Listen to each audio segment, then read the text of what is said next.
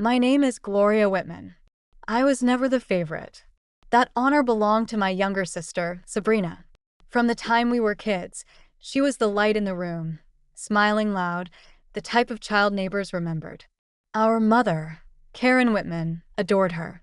She's just like me, she'd say with a hand on Sabrina's shoulder, as if the rest of us weren't in the room. And maybe in her mind, we weren't. I was quiet. I read books. I learned how to sew before I could ride a bike. Too serious. My mother used to say, not unkindly, but not kindly either. She said it with a sigh, like I was a disappointment she'd accepted long ago. When friends came over, it was always Sabrina she showed off. I remember once when I was about 10, Karen was hosting a brunch for her bridge group. I was dressed neatly and had helped prepare the fruit tray. As I came into the living room, she caught sight of me, waved quickly, and mouthed, "Not now, Gloria." Later, she explained, "It's just you're hard to explain. You wouldn't enjoy the chatter anyway." Robert Whitman, our father, never made me feel that way. He was quieter than Karen. Steadier. He worked as a machinist for over 40 years. The kind of job that leaves oil under your nails, no matter how long you scrub. He never missed dinner, never forgot a birthday, never raised his voice. He didn't show off, but he noticed everything. When I brought home a perfect score on a math exam, he stuck it on the fridge. Even when Karen rolled her eyes, "No one hangs test papers past middle school," she said. "It's not cute anymore." Dad just smiled and left it there. He treated us equally. That's what I held on to. Even when Karen bought Sabrina a new dress for a dance and told me, "Well, you never go to those things," I reminded myself, Dad loves me the same. Even into adulthood, things didn't change much. Sabrina still lived like life owed her good things. She had jobs, but nothing steady. When one didn't work out, Karen always had an excuse for her. It wasn't the right fit, she'd say. Or, the manager sounded jealous. Sabrina smiled and coasted through, while I built my career slowly, carefully, and alone. I moved out first, paid my own rent, fixed my own car, visited home on weekends, and somehow in every visit, I was still the guest no one expected. Robert, though, always noticed when I was there. He'd leave the porch light on. He'd have coffee ready. "How's work?" he'd ask and mean it. I never had to fight for his attention. He gave it freely. That was the balance of our family. Karen and Sabrina orbiting each other, loud and glittering, and me and Dad, holding still in the center. I didn't realize how fragile that balance was until it broke. Dad retired at 65. He didn't throw a party. He didn't want one. He just came home one Friday with a brown box and a pair of work gloves and said, "That's it." At first, it felt good having him around more. He built a bird feeder. He started keeping a small garden out back. I'd stop by after work, and he'd have something new to show me. Nothing grand, just small, useful things. That was who he was. Always fixing, always making something a little better. Then, one morning, he missed a step going down the back porch. It was just 4 inches. He caught the edge of it with his heel and went down hard. Broke his hip. The surgery was quick, the recovery slow. Too slow. He tried, but even with therapy, he couldn't move like before. He lost muscle, lost energy. Within months, he was mostly using a walker, then a wheelchair. He hated being still. Karen hated it more. "He just sits," she muttered once, not realizing I was in the room. "All day. Just sits there." Sabrina nodded, flipping through a magazine. "It's depressing. He doesn't even talk much anymore." "Can you blame him?" I asked, standing behind them. They looked up, startled. Karen laughed a little too loudly. "We're not saying anything bad. It's just hard to see him like that." But they weren't seeing him. Not really. They were avoiding him. It started small. Karen stopped cooking full meals. Sabrina claimed she was too sensitive to help with bathing or meds. Then came the travel brochures. I found one on the kitchen counter, a high-end resort in New Mexico. Spa, wine tasting, horseback trails. "Looks nice," I said, holding it up. Karen glanced over. "We're thinking of taking a little trip." "Without Dad?" "Well, of course he can't fly like that." "Who's going to be here with him?" Karen waved a hand. "You, I assumed. You've always been good with these things." They didn't ask. They just assumed. It kept happening.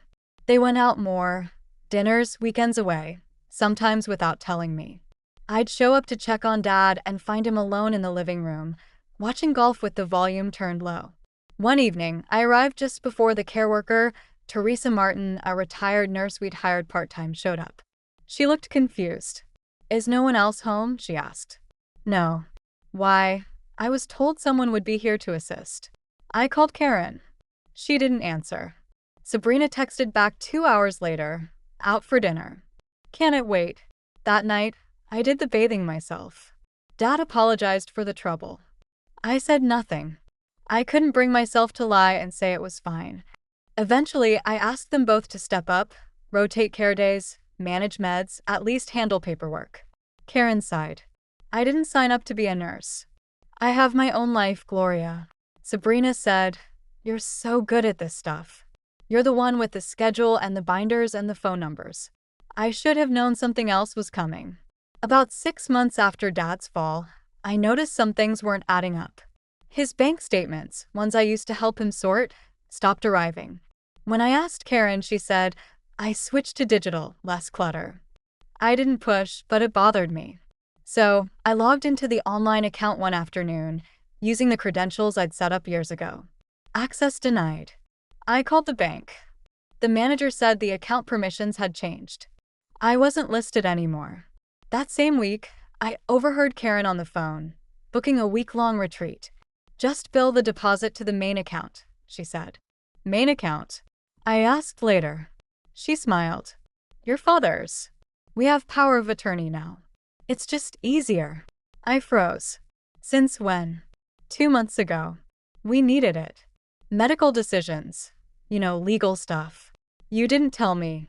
Karen shrugged. "It was handled. No drama." Sabrina chimed in. "You don't need to worry, Gloria. We've got it covered." But they didn't. Not really. They'd taken control quietly, legally, and entirely. And I hadn't seen it coming. By the 8th year, Dad was down to one room. He didn't leave the house anymore. He stayed mostly in the den, where the afternoon light was soft, and the chair by the window had become his second skin. The garden was overgrown, the bird feeder empty. He spoke less, but when he did, he still asked how my day was. I'd cut my hours at work down to part-time. Teresa, the care worker, could only cover 3 afternoons a week. The rest was mine. Karen and Sabrina had drifted into the background completely. Sabrina was between jobs again, but somehow too busy to help. Karen kept saying she had arthritis in her hands. I stopped asking. One Thursday, after a visit to the hospital for what was supposed to be a routine scan, the doctor asked me to step into his office. He didn't close the door. He didn't need to. "Your father has late-stage pancreatic cancer," he said. "We estimate months, not a year." Dad must have seen it in my face when I came back to the waiting room. I didn't speak. He just reached for my hand. That night, I emailed my job and resigned. There was no announcement at home. Karen didn't ask. Sabrina said, "Wow, that's a choice." But for me, it wasn't. Each day after that became sharper. There was no time to waste. I made meals Dad could swallow.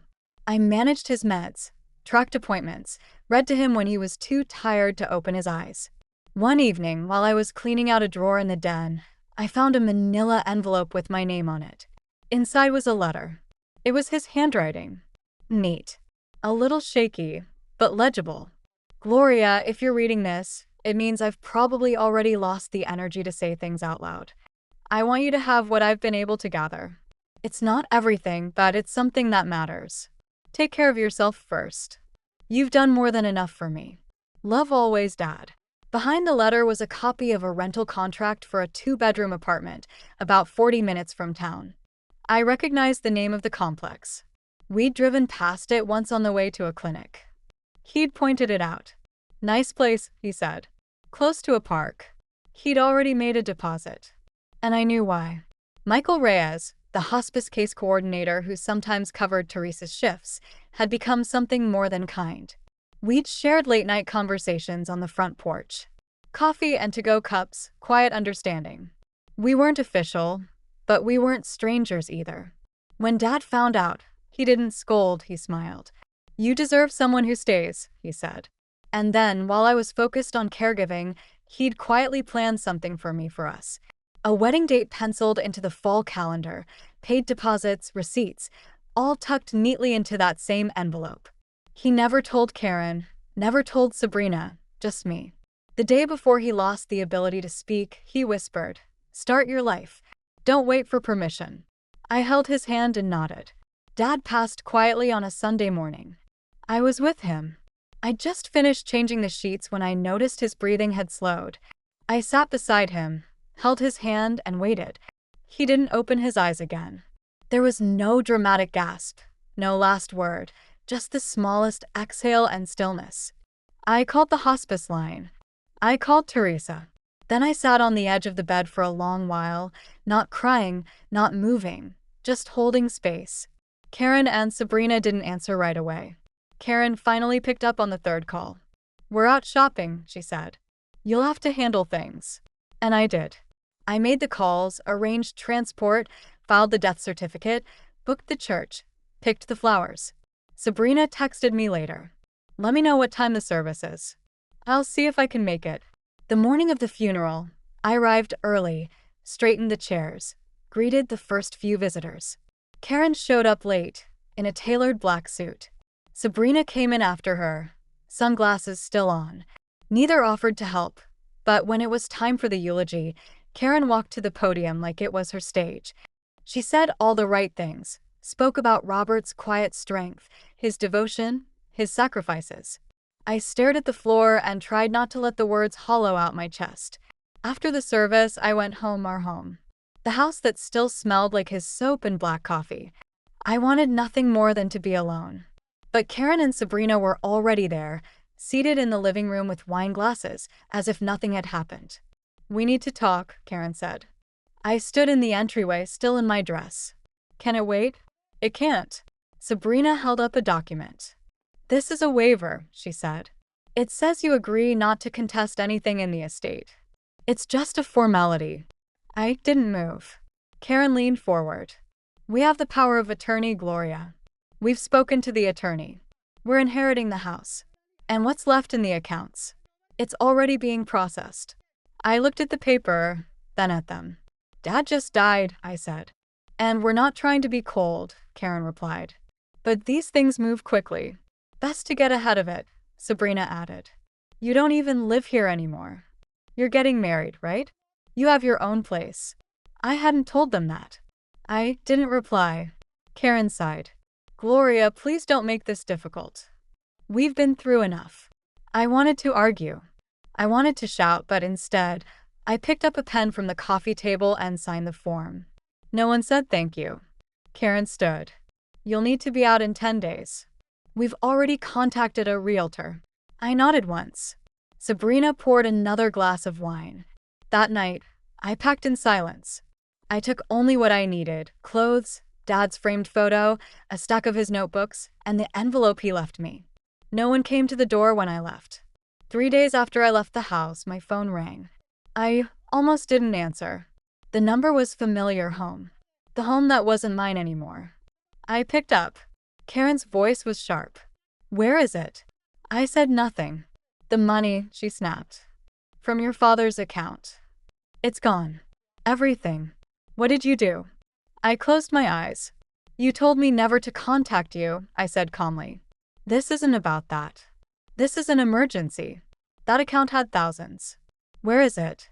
"You had power of attorney." I reminded her. "You and Sabrina." "I wasn't allowed near it." "You left the passbook in the desk," she said. "But the money is missing." "I never touched it." There was silence. Then Sabrina's voice in the background. "Ask her again. Ask her where she hid it." Karen came back on. "Gloria, this is serious. We made plans. I put down deposits. Sabrina quit her job. We counted on that money. You never checked the balance before Dad passed. Why would we? He barely spent. He just sat in that room." I waited a beat. "Then you didn't know," I said. "There wasn't much left." "Impossible." "No, not impossible." I told her about the apartment, the venue, The deposits, the letter. Michael. Sabrina grabbed the phone. You're lying. I'm not. You took more than we ever got. Dad made that choice. You weren't there. He knew what he was doing. Sabrina's voice broke. So that's it. That's the inheritance. A wedding and some rent money. I suppose it was. Did he think that made us even? I didn't answer. Karen got back on the line. Her voice was quieter now. We have nothing left, Gloria. I already paid for the cruise, and the house needs work we can't afford. There's nothing coming in. We need help. Just until things settle. You told me, I said, that I'd never be part of the family again, that I should leave and never come back. That was before. No, that was exactly who you are. She didn't reply. I ended the call and blocked the number. I didn't hear from them again, not directly. But word has a way of traveling. The cruise couldn't be refunded. Karen had paid in full, convinced she'd be replenished by the estate. Sabrina had already posted about it online. Photos of suitcases, captions with palm trees. They canceled, but the money was gone. They tried to hold on to the house, but the pipes were old, the roof needed patching, and no one wanted to invest in a property with 2 names on the deed and no savings to fix it. They sold, not at market price. It was fast and quiet and lower than what Karen had expected. After fees and moving costs, there wasn't much left. They moved into a condo on the other side of town. Smaller, no yard, no porch light. Sabrina went back to work. Temp jobs. She tried borrowing from friends, but people had grown tired, especially after she'd told them she'd be well off soon. Whatever relationship she'd been chasing fell apart. Men stopped calling. Karen tried to return to her part-time gig at the consignment store. They'd already filled the position, and at her age, jobs don't come easily. I never responded. I didn't need to. Their story was unfolding with or without me. The only thing I allowed myself to think was this: it was never about revenge. It was just about walking away. Finally, without guilt. We got married in early fall. It was quiet, just a few close friends, no fanfare. The venue was the one Dad had circled in the brochure, tucked behind a grove of oaks with a porch that caught the evening light. Michael stood beside me, steady as ever. I wore a simple dress, no veil. There were no empty chairs, but I felt him there. We framed the letter and hung it by the front door of our new apartment. The ink had faded just slightly at the edges, but the words still held. Take care of yourself first. You've done more than enough for me. Sometimes when I leave for work or come home late, I pause in front of it, just for a second. He didn't leave me a fortune. He left me peace. And I think, maybe, that was the point all along. Some people inherit houses. Others inherit silence. I used to think the quiet ones, those who stayed behind, who did the work no one thanked them for, had no story worth telling. But maybe that's never been true. Maybe you were the one who packed up your father's things alone. Maybe you were the one who paid the bills when no one else showed up. Maybe no one ever said thank you or you mattered, and still you stayed. If you've been erased from your own family story, this one was for you. You don't need to explain. You don't need to defend why you left or why you never went back. But if there's a word someone should have said to you, one word that still sits in your chest, just leave it here. I will understand.